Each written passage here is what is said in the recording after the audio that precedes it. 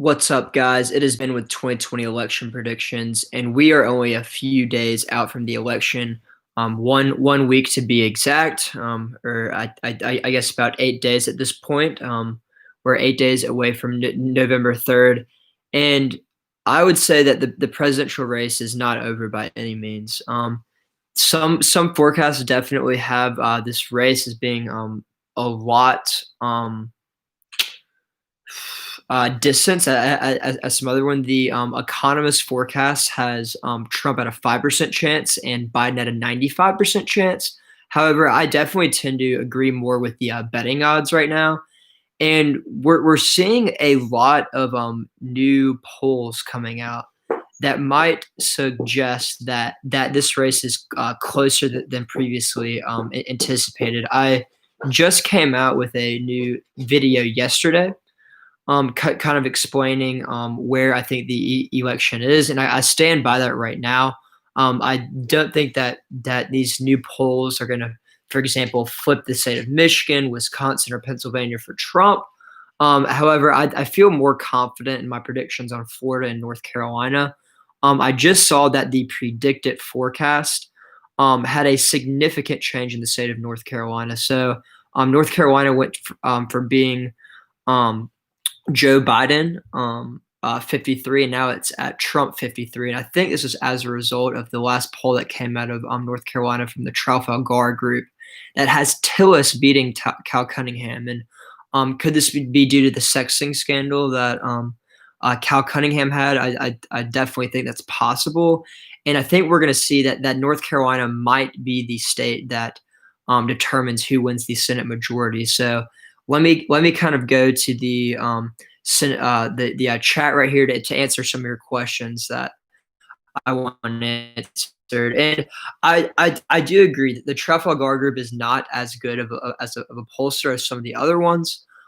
However, I think we should kind of look at all the polls in aggregate, not necessarily take a single one out and say this is going to be the race, but maybe it's suggesting a trend. So this sexting scandal came out about 2 weeks ago. So I think we're seeing more and more polls where Tillis might be up. Then this could be suggesting of a general trend. So I do want to be careful about cherry picking a poll. Do you expect any impact to the election with the confirmation of Amy Coney Barrett? So I think this is very, very interesting because with the Supreme Court nomination so close to the election, you would definitely expect it to maybe change some minds. In 2018, we saw that the Kavanaugh hearings, when the Democrats kind of went after Kavanaugh hard, that this seemed to help Senate Republicans in more red states. Some people say it turns the red states redder and the blue states bluer. So we saw the Republican challengers in Indiana, in Missouri, in Florida, definitely pick up some ground where we hadn't seen it before.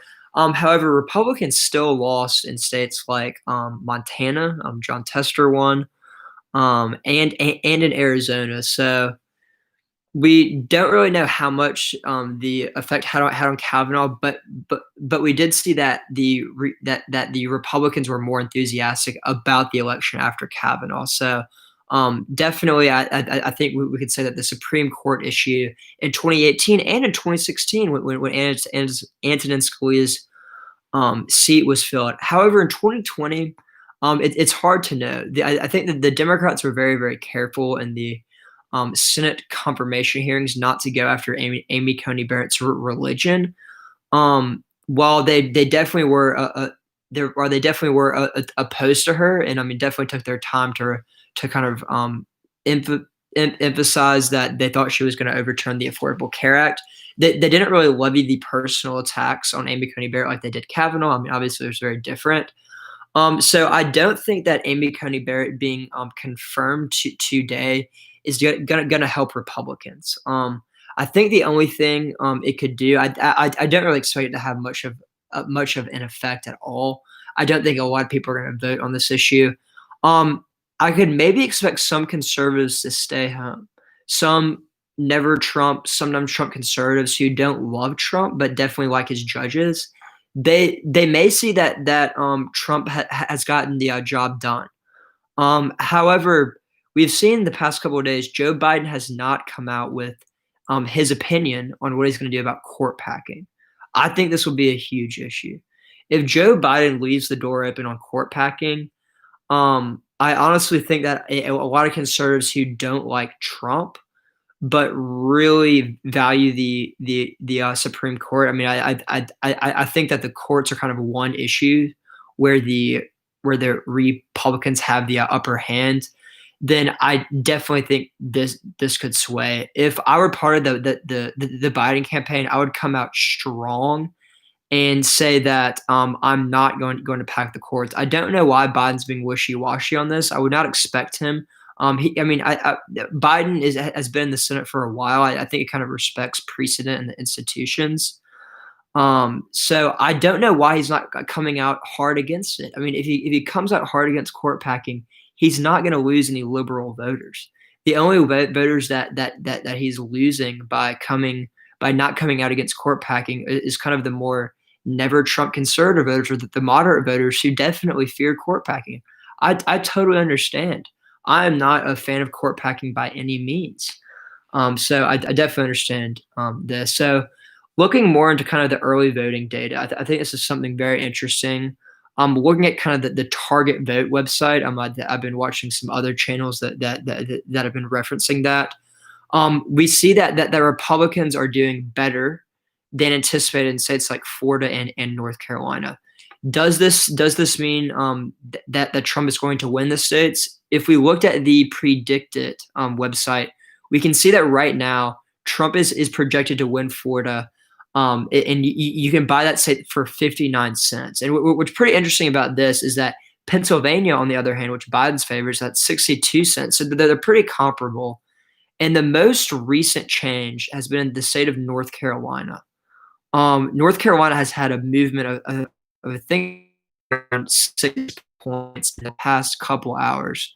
The only thing that I can see, and I'm definitely going to look at Twitter, is that a new poll came out from the Trafalgar group, but I'm kind of surprised that it had so much movement there on the Predicted website. So I definitely want to learn what is at the bottom of it right now. But if we look at the Predicted market, which right now I think is going to be the most accurate indicator for who's going to win the election and who's going to each win state, because these models, the 538 model, the economist model, they are not incorporating any early voting data, any voter registration data at all into their model. So I definitely kind of trust people where they're putting their money.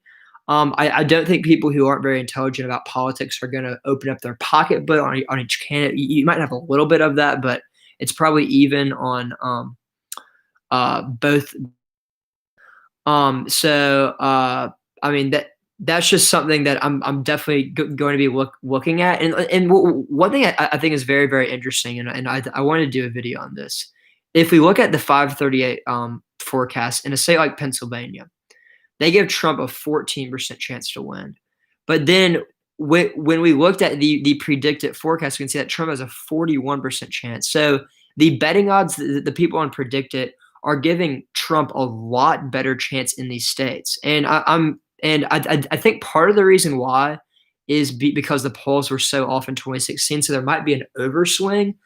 But by no means right now do I think Trump only has a 13% chance to win in some of these Rust Belt states. We're seeing that Biden is up about by the same margin that Hillary Clinton was up in the polls. And I get it that there are not as much undecided voters now. So, I mean, maybe they aren't going to have as many to sway the election, but we still have 8 days. I mean, you saw a Supreme Court judge just got confirmed today. That might have an impact. And I mean, in these 8 days, anything can happen. We've seen in the past when Trump getting COVID, with the debates, with this Hunter Biden stuff. I really don't think we've gotten this Hunter Biden story. But when we go to the chat right now, I have 78 people. I think this might be a record. Thank you all so much for joining. But I'd really kind of love to answer some of y'all's questions in the chat. And you can use the super chat feature, which is the $ underneath, and ask a question, and I'll focus on that for a while. But thank you all so much for joining. So thanks. One more quick question. Do you think Trump is making rebounds in any recent polling? I think that right now, if we look at kind of some of the recent polls that have come out, I definitely do think that Trump has made a little bit of a bump. I mean, or just not necessarily Trump in general, but Republicans as a whole as well. But mainly, I also think that the voter registration is probably a little bit more encouraging for Republicans. I think we're going to see some of this kind of shy voter effect, similar to what we saw in 2016. And it could be by an even larger number. I mean, I think there's going to be a lot of volatility in this race. We definitely have seen more people have early voted than ever. And I would think that the early voting would probably help Biden. And if we do look at the polls, I think this is the case. But I mean, there's just a lot of kind of craziness in the election that I don't think that we've accounted for. And I think it's going to be a little bit more unpredictable than people think. Like the economist forecast has Joe Biden at a 95% chance to win. I definitely think that they're overestimating Biden by a pretty considerable margin because I think there's a lot that we don't know. We don't know how well voting by mail will be. I think that's still a little bit uncertain. We've seen massive voting lines in some of these states. I mean, some people call it voter suppression. Some people just say kind of it's the rules of the game. Whichever side you think you lie on the same, or which side of the argument where you stand. I mean, I definitely think that these things will have an impact. I would not be willing to stay in line for over an hour to vote. I think an hour would be tops. I mean, I do care about voting, and I totally respect people who wait in line to vote.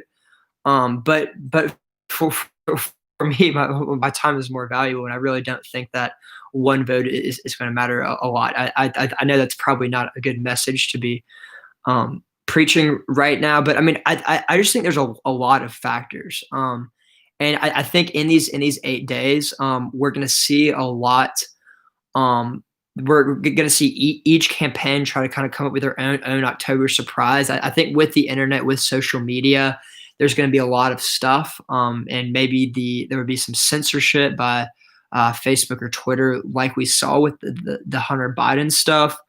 I don't think that the Hunter Biden stuff will necessarily sway the election that much. I think people that are voting for Biden, that's not necessarily going to change their vote that much. And I mean, we've already seen that 58 million people have voted. So I mean, there's some people can make the argument that none of this stuff is going to matter that much in the last week. But still, what we've seen in the past, I think it's going to continue to be true in this election. Most people, the majority of U.S. voters are going to vote on election day. Voter turnout is going to be very, very high. It's going to be the highest, I think, since the 1960s. So I think this is going to be crazy. Yeah, thank you, John Lightfoot. It's 65 million votes have already been cast, and I think it's going to be. I think it's going to be a lot higher than we saw in 2016 and in 2012. We've seen a lot more people are becoming registered to vote. And I think we're just going to see a massive outpouring of votes. And I think that on either side, people can make the argument, is this going to help Biden or if it's going to help Trump? I think that people tend to say that increased voter turnout probably would go to help the Democrats in general on the national scale, because we see that kind of that average person who typically doesn't vote typically tends to vote Democratic. However, in the Rust Belt, I think it could be very right that the people who don't vote, which was typically in the Rust Belt in Wisconsin, Michigan, and Pennsylvania, tend to be kind of the white working class voters who would probably be more likely to vote for Trump than Biden. There's a large swath of these people. I think I saw that like 65% of voters in Pennsylvania who didn't vote in 2016. I mean, who would be eligible to vote but didn't vote, would be considered part of the white working class. So I think this is something that we definitely have to look at. I think that both sides are very energized. If we look at the polls, more people appear to be more enthusiastic to vote for Trump. Does this mean he's going to win? By no means. I know a lot of my friends who are not very enthusiastic to vote for Biden, whether they're like to Bernie or one of the younger candidates. But I think there's a lot of anti-Trump energy. One thing that I also want to talk about, and first of all, I want to say over 600 people on my live chat. This is the most I've ever had. Thank you all so much for joining. I definitely want to answer your questions. And if you want me to focus on something, you can use the super chat feature, which is the $ right here, and you can type a question.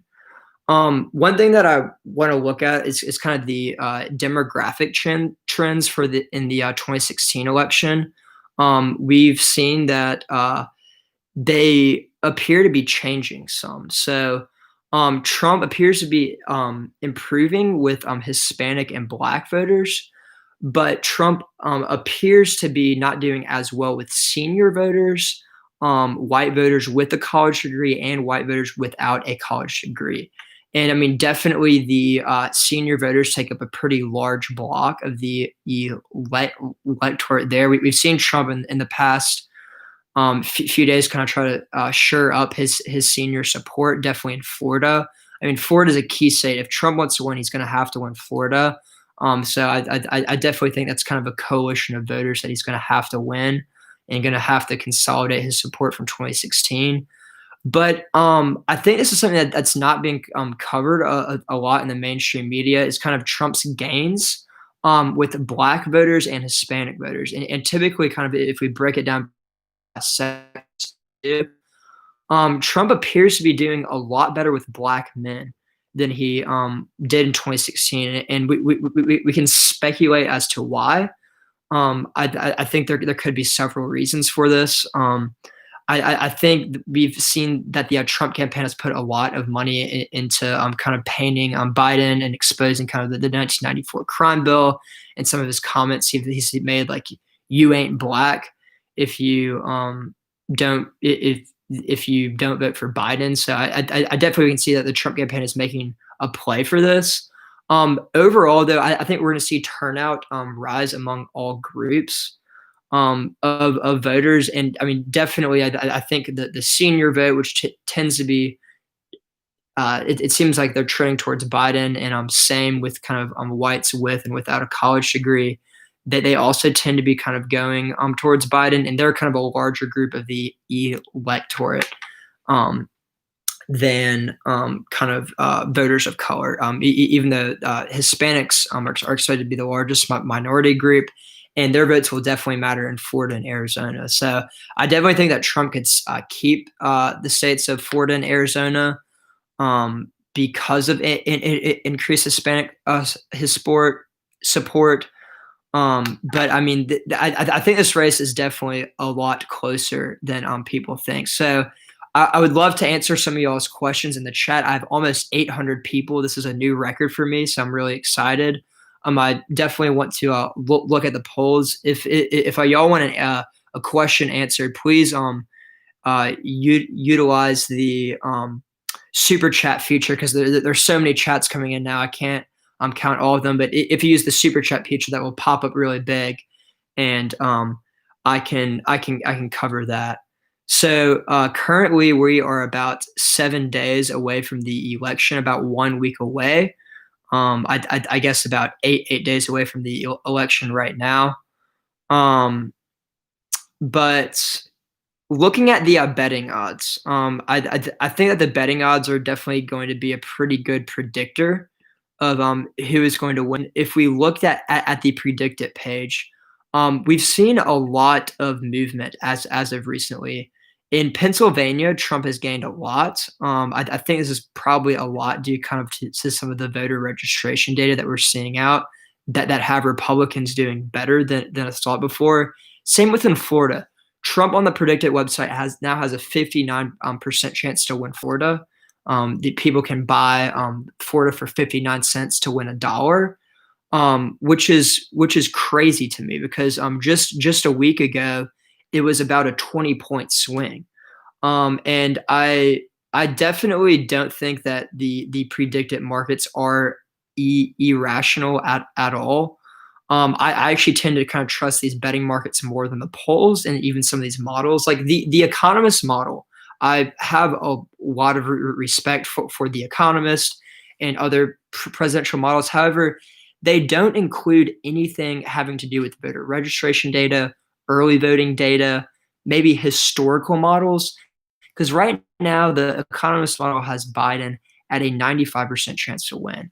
I frankly just don't trust this at all. I mean, these were the same people that had Hillary Clinton at a 95% chance to win, and I mean, I just don't buy it right now that Biden's at a 95% chance to win because the Joe Biden in the Rust Belt. I mean, on the national level, Joe Biden is outperforming Hillary Clinton, but on the state level, in the Rust Belt states that matter, Michigan, Pennsylvania, and Wisconsin, the three states that will matter the most. We're still about one polling error away, and we saw that polling error in 2016, and that gave Trump the victory right there in the state or it with the 538 podcast. They give Trump about a 13% chance to win, which I definitely think is better than the Economist forecast. I don't have my own model. I'm definitely not smart enough with all the computer science stuff, but just kind of based on all the data that I've been looking at, voter registration data, historical returns from 2016 and 2018, polls, campaign election data, like where are people spending their money on ads, where is Trump holding his rallies. I think this matters more than people think, and I think we saw this in 2016. But I tend to think that it's going to be a little bit between the predicted model, which has Trump at about a 42% chance, and the 538 model. So I think that Trump right now probably has about a 20 to 25% chance to win, which I think is a higher than a lot of people think. I mean, I've been hearing from the same people that said that Hillary Clinton was a lock, he was going to win in 2016, that they feel the same way about Biden, like they really haven't learned anything. So this is something just because I think this is going to be a very hard election to predict. I mean, we have the most data we've ever had with in terms of polling data, in terms of like the internet with voter registration data at the tip of our fingers. So I think people think that it's going to be easier for us to predict who's going to win before it actually happens. No, and I think we won this election in 2016. In 2016, we have the most modern polls. We think we have internet polls. We think we have phone polls. But I think we really realized that we were really misled, but by the media, kind of all the polling people, all of the elites, kind of misled us. And by no means do I think that it's going to be as bad. I've kind of read some of the autopsy reports that these polling companies have put out in regards to the 2016 election. However, I still think we're going to see a shy voter effect. What I've noticed lately is a lot of people are asking each other, "Who did you vote for?" I don't think we should trust people when they say, "Oh, I voted for Trump" or "I voted for Biden," because I think there's a large social component. And I think that this is kind of what happened to the pollsters in 2016 is they didn't account for this. People don't like to admit that they're voting for Trump. So I think that in the Rust Belt, we definitely could see this again. So I'm going in on 25 minutes on this live stream. I have about 1,000 people on my live stream. I would love to answer your questions right now. There's just so many coming in that I really can't count anything. But if any of y'all want to take advantage of the super chat feature, that's really kind of how I answer direct questions because I really just don't have time to go through everything. But I definitely want to focus on what y'all think is interesting. And just to clarify, I seem to have a lot more people on right now. I try to be as unbiased as possible and just kind of call the election how it is. I've been looking at the 538 model. I've been looking at the economist model. I've been looking at the Real Clear Politics betting odds. I've been looking at Predict It. Right now, where my personal opinion on who I think is going to win the election probably falls a lot in lines with the betting odds. The betting odds currently have Joe Biden at a 65% chance to win and Donald Trump at a 35% chance to win. I would probably I'd want to combine this a little bit with where kind of the models are right now. And I would probably say personally, I think that Trump probably has about a 25% chance to win. So definitely Trump is done for. Like I think some people in the media are saying. I think a lot of people kind of let their emotions kind of take over them when they're supposed to kind of be unbiased pundits. But this race is far from over. I mean, when I started my YouTube channel in March, I thought that the main issue of the election was going to be the coronavirus, and I definitely think that will be a huge part of it. But I think we've seen recently, and like over the summer, with kind of the Black Lives Matter movement, and then with Ruth Bader Ginsburg's seat, with her dying and being replaced by Annie Coney Barrett.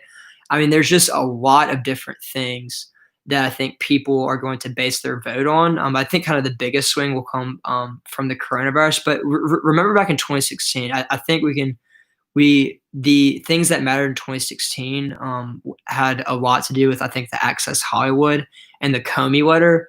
I don't think we're going to see as a lot of kind of these instant right before election big shifts. I think the main reason is because we've seen a lot of people that have already voted, over 65 million, which is an unprecedented amount of number. Yes, I think voter turnout is going to be high, but I also think that we're going to see less people vote on election day. So kind of I want to go back to what I started out on this live stream is kind of looking at the polls right now. I think that we're definitely going to see Trump have a little bit of a rebound in the polls, and we've just kind of started to see this in Pennsylvania, for example. Insider Advantage, which I definitely don't think is a super reliable poll, has Trump up 2 points in the state of Pennsylvania. Also, with the North Carolina Senate race, we see that Tom Tillis right now is ahead of Cal Cunningham in this one poll by the Trafalgar Group by 2 percentage points. Now, I don't want to get ahead of myself, but this is reminding me a lot of 2016 when we saw a few pollsters here and there show maybe some underground Trump support. And yes, Jeff Rogers, I just quickly moved over to the chat. I saw that Rasmussen has Trump up 48-47. Now, I don't want to cherry pick these polls too much because I definitely think that we should kind of look at an aggregate of these polls and even kind of weight these polls due to maybe some historical inaccuracies there. I see some of you are asking about Texas. Texas, I think, is not going to be a swing state. I think it's going to be pretty solid for the Republicans there. I think John Cornyn's probably going to win between 4 and 6 points, and I think that Donald Trump's going to win between 2 or 3 points. I think we definitely see every year that the Democrats are going to say that, I think that Texas is going to go blue this year, but they've been saying that every 4 years. I do think in 2024 it's going to be kind of a pure toss-up. But this year, I definitely think that the Republicans have an advantage. But we definitely are seeing a lot of people move into Texas. A lot of people from California, even a lot of people from the north, just because there's a lot of jobs and the economy is pretty strong there. Going on to, I see some of you are just asking about specific questions. I think that Florida right now, if I had to call it, I would call it for Trump just barely. However, Florida is going to be very, very, very close. If we look at the predicted model, they have Trump at a 59% chance to win, which is the highest that it's ever been. And I think that's a lot to do to the voter registration gap closing. I mean, I don't know exactly what is moving the predicted numbers, so I kind of have to guess with the models. It's definitely easier to see, oh, like this poll moved the model so much this way. But right now, I'm trusting predicted more than I am the models. Um, if we look at the 538 models, so let me click on Florida, for example. Um, we we can see here that it's 83% reliant on the polls. I do not think that we should weight the polls that heavily. I think that is definitely kind of a travesty right there. They're kind of making the same mistake that they did in 2016. I think we should look a little bit more at the historical returns, especially in Iowa and Ohio. 538, The Economist, they have Iowa and Ohio as pure toss-ups. The polls might say that, but if we look at the historical returns in 2016, they're completely ignoring that. And so that's why I think that predicted, even though it's not the people betting on this politics are not political science PhDs. They are not credentialed journalists or computer scientists. I think they might know something that some of these people who are just super reliant on the polls don't know. Looking at North Carolina, I think in the grand scheme of things that North Carolina might bode to be the most important state in the 2020 election. And that's because of its Senate race. I think its Senate race is going to decide who controls the Senate. If we looked at the predicted, I'm actually curious for the Senate race. So right now they have Cal Cunningham at a 57% chance. We just saw the first poll in a while that had Tom Tillis leading, and this was after the Cal Cunningham sexting scandal. So definitely a lot to look at there. If we see more polls that have this race pretty close, I think that the Senate majority is going to come down to Texas, and right now it's a pure toss-up. I think some other Senate states to look at are Iowa, both races in Georgia, and even South Carolina. Who could have guessed that South Carolina was going to be a toss-up state on the Senate level? I definitely couldn't have, but I think it's going to be interesting. And then Maine, I thought it was going to be a little closer than before. I see Sarah Gideon kind of pulling away with this. I think she's going to win this. But the Senate right now is still kind of a pure toss-up. I think the Senate control of the Senate is going to be definitely closer than the presidential race, which I definitely have Biden having a small advantage there. The Senate race, I basically have it as a pure toss-up. I mean, literally a pure toss-up. And I think that definitely kind of the media's focus, what everyone likes to focus on, is who's going to be the next president, Trump or Biden. But I think that we will see in terms of policy, in terms of how much it matters, I think that the Senate is going to matter much more. The Senate's going to decide if we keep the filibuster. The Senate's going to decide if the courts are packed. The Senate is going to decide tax policy, and yes, the president's going to have to sign up on this. But I think that people are kind of ignoring the impact that the president has when the Senate is controlled by the other parties. So this would be like in 2014 and on, when Obama controlled the presidency, but the Republicans controlled the Senate. We didn't see a ton in terms of policy that came out in those last 2 years. So I definitely think if the Republicans hold the Senate majority, that they're not going to let Joe Biden do a lot of the stuff that he wants to do, whether it's taxes, whether it's environmental policy, whether it's packing the courts, which we still don't know if Trump is going to happen. So, guys, right now I've been going on for 35 minutes, but I still have 700 people, so I definitely want to keep on going until y'all get bored. But I'll definitely encourage y'all to kind of use the super chat feature if y'all are able, so I can maybe kind of answer your questions more directly. There's so many chats coming in right now that I can't answer your questions, but I would love to kind of engage with y'all there. So you can just hit the kind of the dollar sign right under the chat feature, type in your question, send it on, it'll pop up real big, so that I can see that. So let's see here. Maybe I'll keep on going state by state. Y'all seem to like that. Going to the Rust Belt, I think out of all the Rust Belt states, I think Pennsylvania will probably be the closest. Um, however, I definitely think that Biden does have an advantage in most of these races right now. But if we kind of look at the polls over time, the voter registration data, in Pennsylvania, I would say kind of the one encouraging thing for Republicans in the Trump campaign would be the voter registration data. And we just saw the first poll since a while, since maybe March or April, that actually had Trump up in Pennsylvania. And no, I don't want to cherry pick this poll out of a lot of them because if we look at some other polls that were taken the same day, this would be today, Monday. We see that Insider Advantage has Trump up 48-46. But then the Reuters poll has Biden up 50-48, and the University of Wisconsin poll has Biden up 52-45. So definitely, if we take the average of a lot of these polls, then we definitely see that Biden is still up. Okay, let's see. I got my first super chat, so I definitely want to answer. Aaron Cooper, thank you so much for this.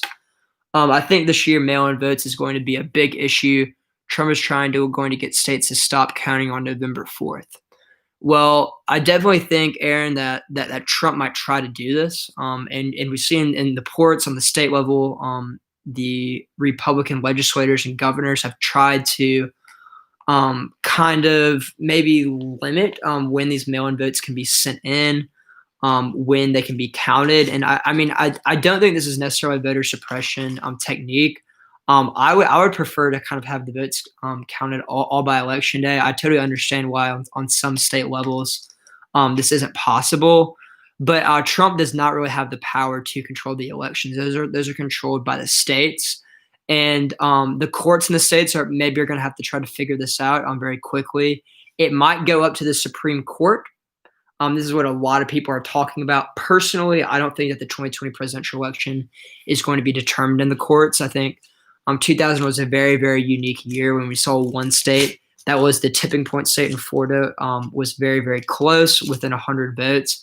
I don't think we're going to see that in 2020. I think the election is going to be close, but I don't think it's going to come down to one state. Right now, I have Trump at about, let's see where I have it. I have Trump at 248 and Biden at 290. So it's not necessarily that one state would matter that much.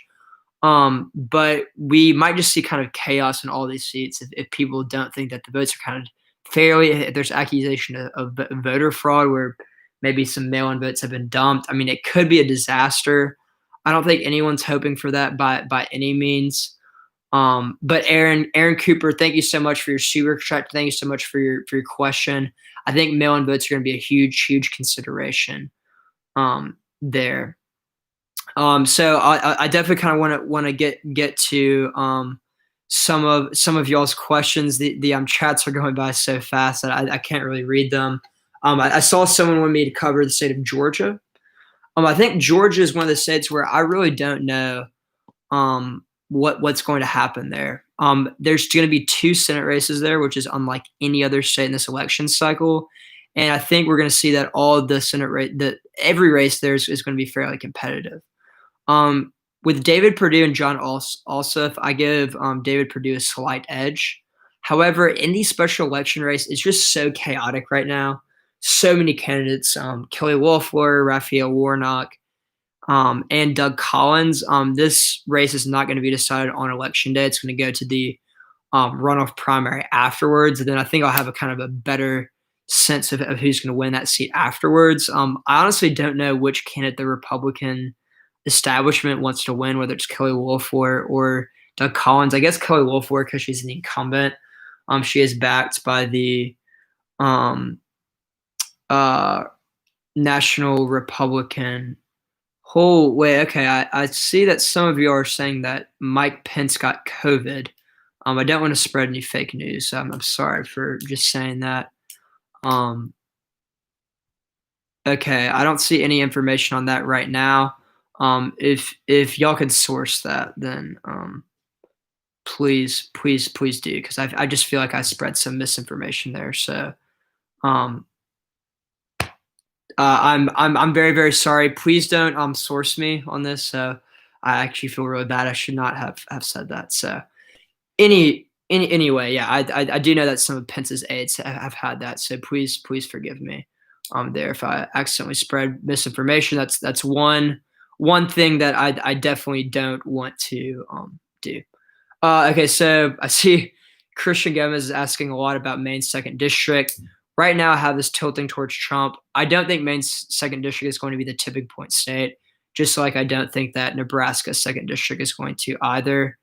But I mean, we've seen crazier things, and I mean, both campaigns are campaigning there. I think Trump just held a rally in Maine's second congressional district. I don't think that Maine overall is going to be competitive. I think that this will probably go pretty well for Biden, but I mean, New Hampshire has the potential too. I think Biden's going to overperform Hillary Clinton, and it's only 4 electoral votes. So I don't see it to be um, as close of a race there. But I think with the Rust Belt, there's going to be a lot of more unpredictability there. We saw it in 2016. Like in 2016, the state of Wisconsin was off. The polling error was 7 percentage points. And I think that a lot of people kind of overlook this. I mean, 7 percentage points. If the polls are off by 7 percentage points right now, then I mean, who knows who's going to win? If the polls are off 7 percentage points in Biden's favor, then Trump is definitely going to win. So it's just kind of crazy right now with the polls, and I think it's kind of hard to know who is going to win. I mean, that's why I've been telling people don't bet on this election, just because I think there's going to be so much volatility. And I think with the mail-in votes, I mean, I think the election is going to be contested either way. I can guarantee you right now, I think it's going to be contested. I don't think that it's going to head up to the Supreme Court, like some people do. I don't think that will be a good thing for a country, especially since Trump just confirmed a Supreme Court justice. So there's a 6-3 conservative majority. One thing I've been thinking about, though, if this race does somehow go to the Supreme Court, I could see Roberts, Kavanaugh, or Barrett maybe voting in Biden's favor. And I know that it's not supposed to be like a vote. It's supposed to be a Supreme Court decision. So I could see that. But I could see them in a way trying to save the court from partisanship, trying to save the court from court packing to try to do this. And I think we've seen increasingly Roberts trying to do this. Should this be how judges do their jobs? No. By no means should judges legislate at all. But yeah. So Christian Gomez, again, kind of spamming the chat with North Carolina. North Carolina at this point on the Senate level, pure toss-up. The sexting scandal definitely makes things interesting. In terms of the presidential level, I really don't know. I think on the governor's level, Roy Cooper, I think, is going to win. On the presidential level, Trump won the state by 3.5 points in 2016. I think it's going to shift in Biden's direction by between 3 and 4 points. So really undecided right now. If I had to guess, I'd probably say Trump would win by a small, tiny margin, but I think it would be under that 0.5 percentage points. That would automatically do a recount. So one chat that I just saw kind of out of the blue, and if you kind of want me to stick on a subject or a certain chat, you can utilize the super chat feature. And also, okay, all 600 people on right now, if you haven't already, please subscribe. I come out with new videos every day for the past 7 days, and I'll try to do a live stream every single day until the election to give kind of the most up-to-date information there. So where was I? Okay, so yeah, on the presidential level, I think that North Carolina is very, very narrowly going to go for Trump, but maybe kind of under that 0.5% percentage. But again, I mean, it's hard for me to know, and so it's hard for me to make predictions there. Virginia, I've been seeing that Virginia is going to be a safe Biden state. We've seen kind of with the Northern Virginia area, it's pretty close to DC, that's increasingly going blue, and a lot of the suburbs there have been going blue. West Virginia, very solidly Republican. Yeah, and there's a zero chance that Texas will turn blue in 2020. I kind of agree with that. There have been some polls that have it pretty close for Biden up, but I feel pretty confident that that Trump is going to win Texas. And if Trump loses Texas, obviously the election is over. Florida, on the other hand, pure toss up. So right now, here are my pure toss ups. If y'all really want to know, Florida and North Carolina are my pure toss ups at this point. I have Georgia, Iowa, and Ohio leaning towards Trump. Okay, thank you all for 2 super chats. Rob Schmoke, thank you so much. I really appreciate it. And Predict America, who wrote a question, so I'm going to read this question. Thank you much for the super chat. North Carolina is really about to re-elect Democrat Roy Cooper as governor and elect Republican Mark Robinson at lieutenant governor. So I definitely think that this could be possible. Right now, Dan Forest is the Republican challenger for governor against Roy Cooper. He is currently the lieutenant governor.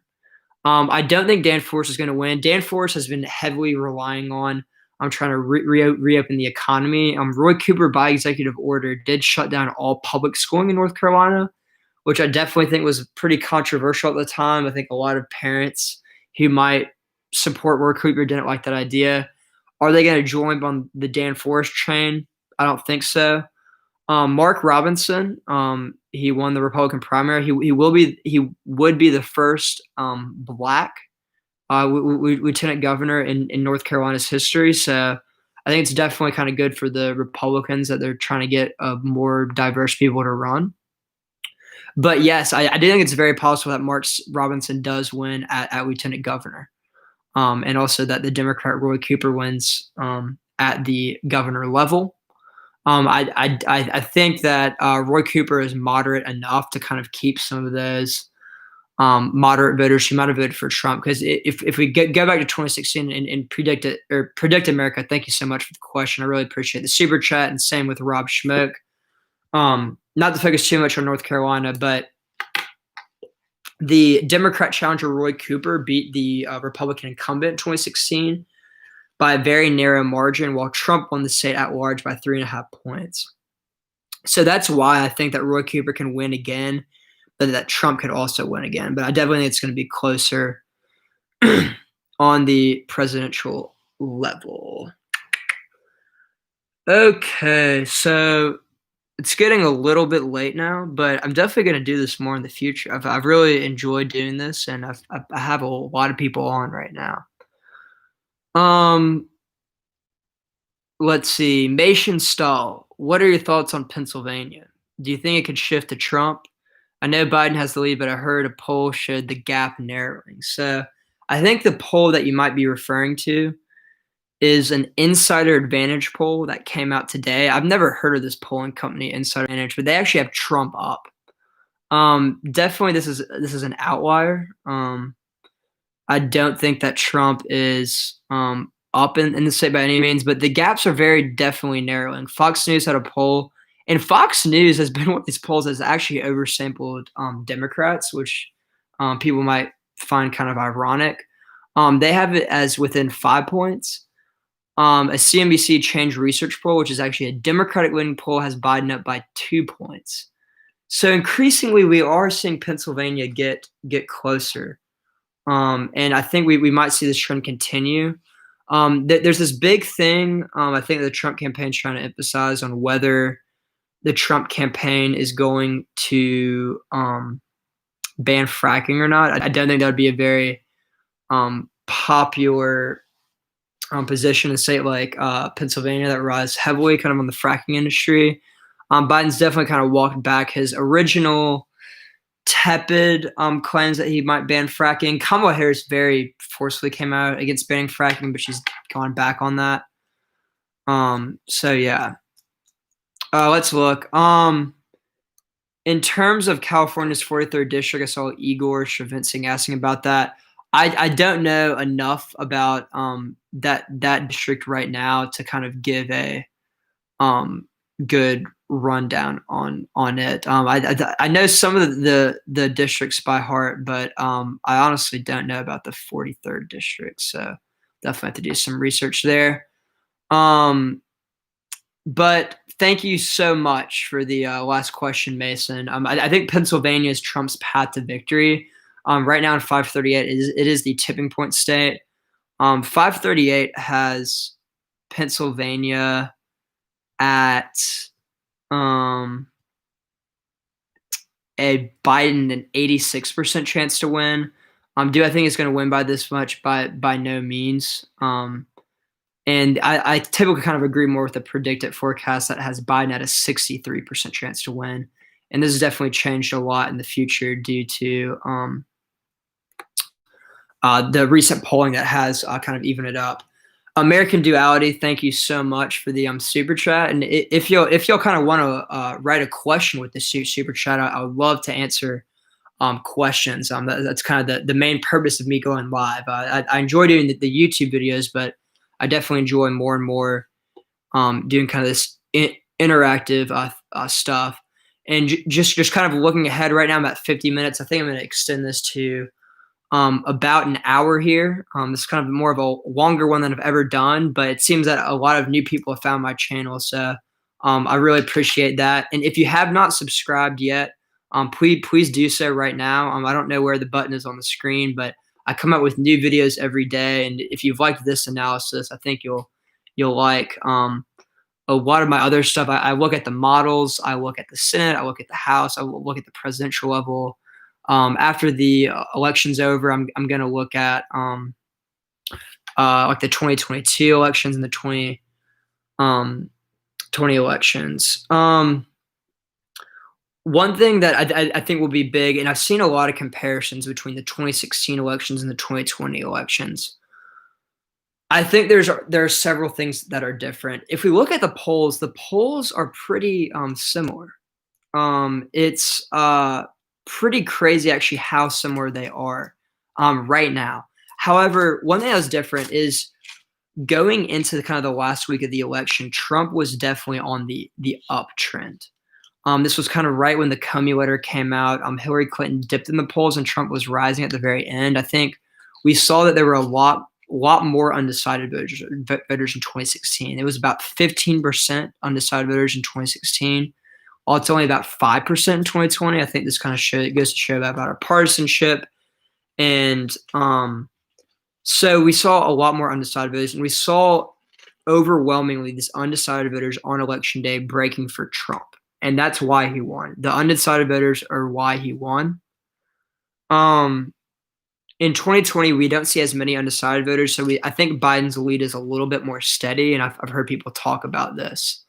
But okay, let's go to the super chat. So Thomas Kaufman, if you had to say right now about the presidential election and the fallout, what do you think? Thanks. So I think this is one story that a lot of people aren't talking about right now. People are talking about, oh, who do you think is going to win? Trump or Biden? What will this mean for the taxes? What will it mean for the stock market? But I think in the period right after the election, we are not going to know who won on election night. I don't think so. I mean, we could. That is my personal prediction. I think that we'll probably know a few days after, but some people are predicting it could be weeks. It could be months. Because with the mail-in votes, I think in Pennsylvania, those are not going to be counted until November 10th totally.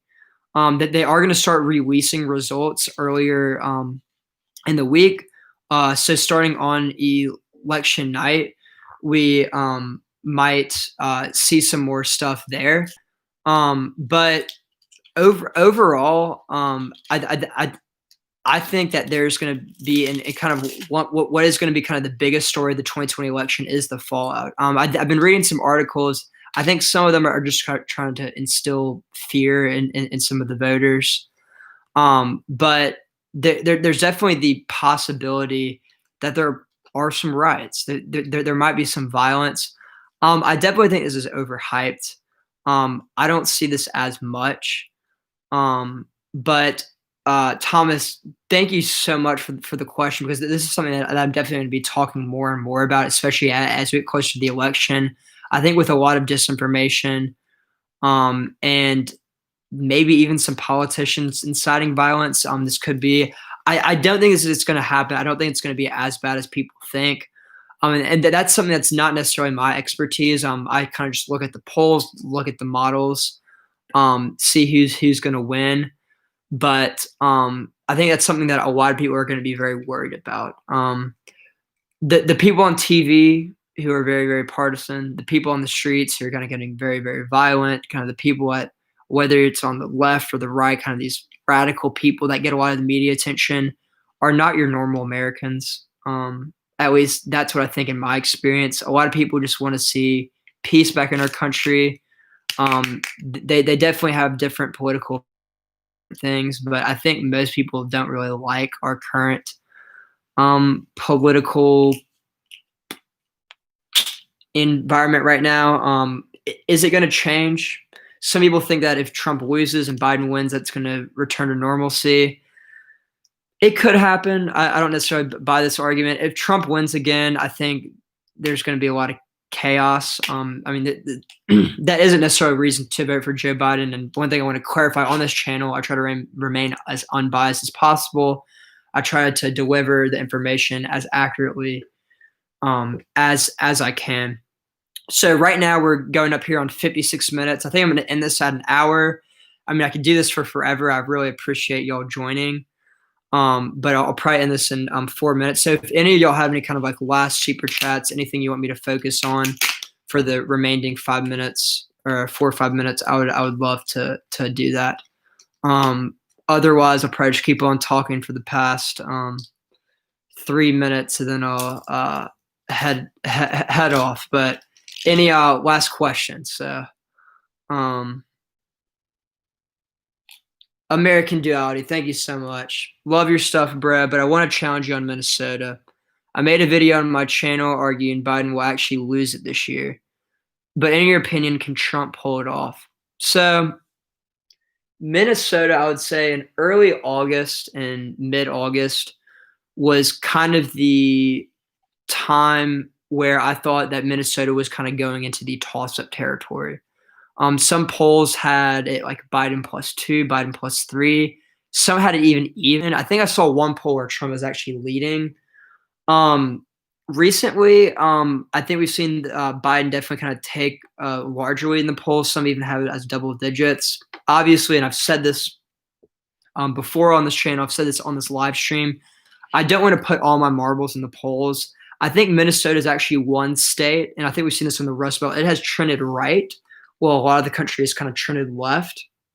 Trump lost Minnesota by 1.5 percentage points. I think that with Minnesota, there's going to be a lot of volatility there. There's a lot of kind of violence there, or I mean, not violence, but kind of the heart of the protests were there this summer, kind of with the Black Lives Matter and George Floyd protests. So if that has any impact, that definitely could not necessarily be reflected in the polls.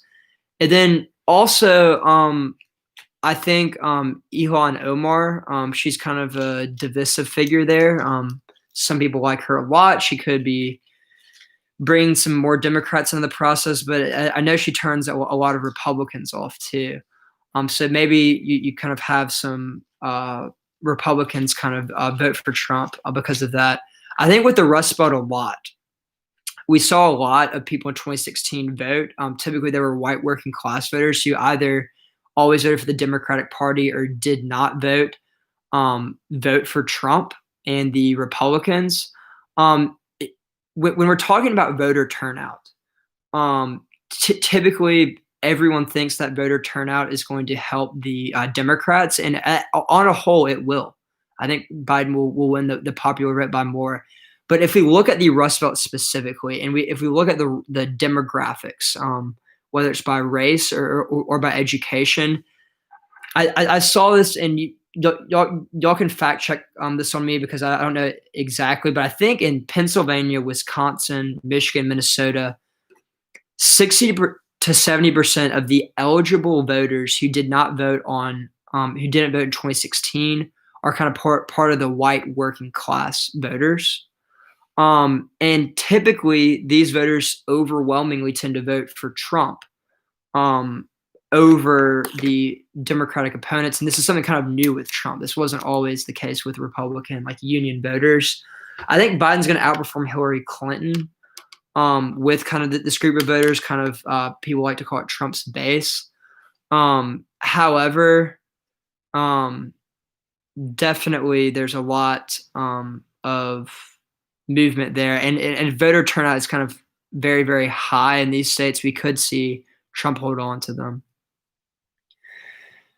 All right, guys. Thank you all so much for tuning into my live stream. And I definitely want to do this tomorrow. If all 600 of you could join back tomorrow, I'll try to do it about the same time. I would love that. So thank you all for joining. And I really have enjoyed this. And I'll see y'all later. See you tomorrow.